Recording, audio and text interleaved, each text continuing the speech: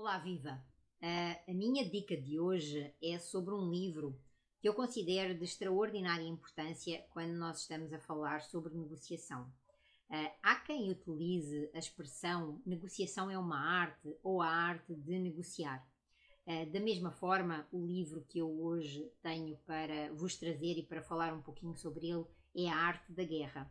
E porquê é que eu associei estas duas expressões? A Arte da Guerra, que é o nome do livro de Sun Tzu, e a Arte de Negociação.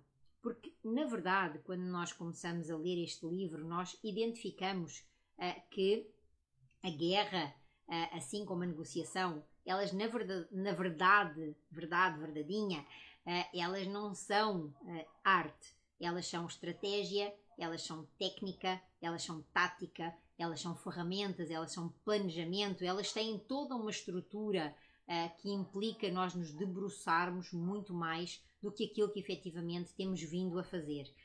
A grande novidade é que nos últimos anos nós passamos a ter mais acesso à informação, mais acesso a conhecimento e, portanto, mais acesso a este tipo de competências que precisamos de desenvolver.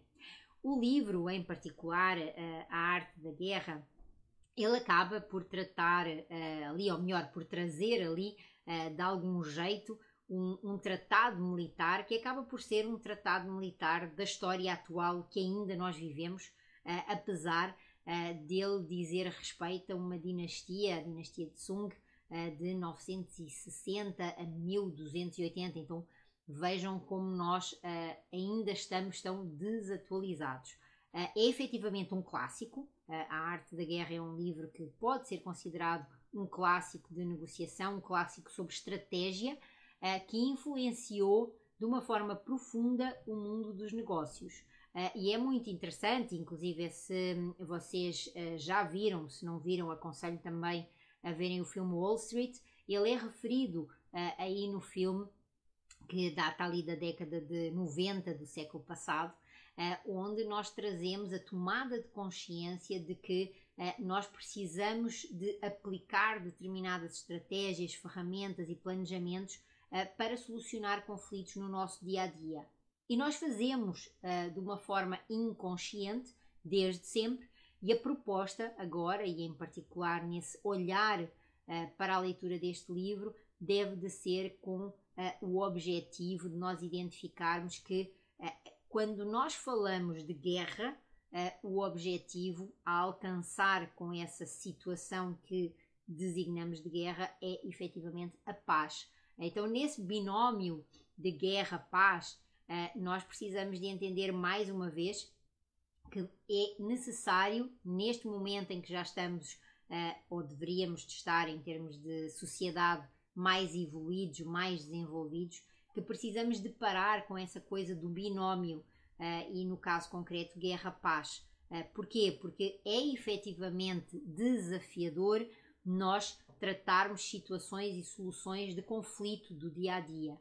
Mas aquilo que nós precisamos de entender é que existiram situações e formas, estratégias, planejamentos para alcançar determinadas situações, inclusive por conta das guerras que existiam e de como também a própria guerra ela foi entre Estados, entre países, entre povos, ela se foi atualizando e modificando, porque a guerra, ela de algum jeito, ela se baseia no engano. E é exatamente isso que o livro nos traz e o livro nos demonstra. Mas essa guerra, ela faz pelo ganho. Então, na guerra só há um ganhador, ou eventualmente existem dois perdedores, porque por norma perdiam-se muitas vidas humanas. Hoje em dia as guerras, designadamente as guerras bélicas, acabam por ser guerras diferentes e temos outro tipo de guerras para além das bélicas, com que hoje em dia temos que aprender a lidar e a ultrapassar.